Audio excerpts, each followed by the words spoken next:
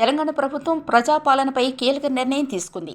ప్రజల సమస్యలను వెంటనే పరిష్కరించేందుకు ప్రతి నెల మొదటి వారంలో పట్టణాలు, గ్రామాల్లో సభలు నిర్వహించాలని అధికారులను సీఎం రేవంత్ రెడ్డి ఆదేశించారు. ఈ విధంగా చేయడం వల్ల ప్రజలు హైదరాబాద్ వరకు వచ్చే అవసరం ఉండదన్నారు. ప్రజల నుంచి వచ్చే దరఖాస్తులు ఏ దశలో ఉన్నాయో తమకు తెలపాలని, విజ్ఞప్తులు, ఫిర్యాదులను డిజిటలైజ్ చేయాలన్నారు సీఎం రేవంత్ రెడ్డి. తెలంగాణ ప్రభుత్వం మెగా డిఎస్సి పనుల్లో నిమగ్నమైంది. సుమారు 9,800 ఉపాధ్యాయ ఖాళీలను భర్తీ చేయాలని చూస్తోంది. బీఆర్ఎస్ ప్రభుత్వం 5,089 పోస్టుల భర్తీకి నోటిఫికేషన్ జారీ చేసిన సంగతి తెలిసిందే. దరఖాస్తు ప్రక్రియ పూర్తవగా పరీక్ష నిర్వహించే లోపు ఎన్నికల నియమావళి వచ్చింది. కాంగ్రెస్ ప్రభుత్వం దీనిని కొనసాగిస్తూ అనుబంధంగా అదనపు నోటిఫికేషన్ జారీ చేయాలని ప్రయత్నిస్తోంది. వచ్చే విద్యా సంవత్సరం లోపు నియామకాలు జరిగే అవకాశం ఉంది. ఈ నెల 18న లోకేష్ పాదయాత్ర ముగియనుంది. నారా లోకేష్ యువగళం పాదయాత్ర 223వ రోజు యలమంచిలి నియోజకవర్గంలో కొనసాగింది. ఈ నెల 18వ తేదీన గాజువాక నియోజకవర్గం అగనంపూడి వద్ద యువగళం పాదయాత్ర ముగియనుంది.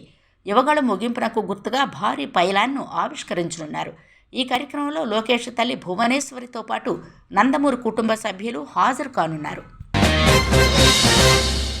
ఆంధ్రప్రదేశ్ రాజకీయాల్లో బీసీ సీట్ల లొల్లి ప్రారంభమైంది. మంగళగిరి టికెట్ బీసీలకు ఇస్తామని వైసీపీ చెప్పగా దానికి టీడీపీ కౌంటర్ ఇచ్చింది.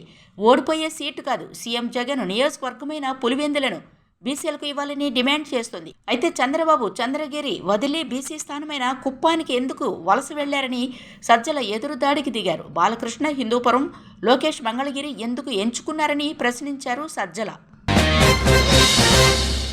తెలంగాణలో అధికారులను బదిలీలు చేస్తోంది ప్రభుత్వం. రాష్ట్రంలో 9 మంది ఐఏఎస్ అధికారులు బదిలీ అయ్యారు. హనుమకొండ అడిషనల్ కలెక్టర్గా రాధికా గుప్తా, ములుగు అడిషనల్ కలెక్టర్గా పి శ్రీజ, నిర్మల్ అడిషనల్ కలెక్టర్గా ఫైజాన్ అహ్మద్, భూపాల్పల్లి కదిరవన్, సిరిసిల్ల పి గౌతమి, జనగామ లలిత్ కుమార్, మహబూబ్ నగర్ శివేంద్ర ప్రతాప్, మహబూబాబాద్ లెనిన్ వత్సాల్ నియమితులయ్యారు.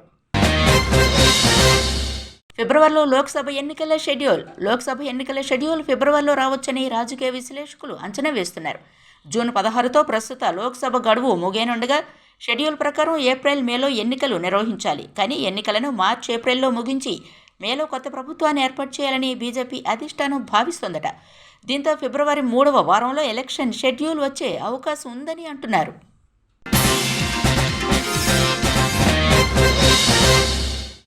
ఈ వీడియో కనుక మీకు నచ్చినట్లయితే లైక్, షేర్ అండ్ సబ్స్క్రైబ్.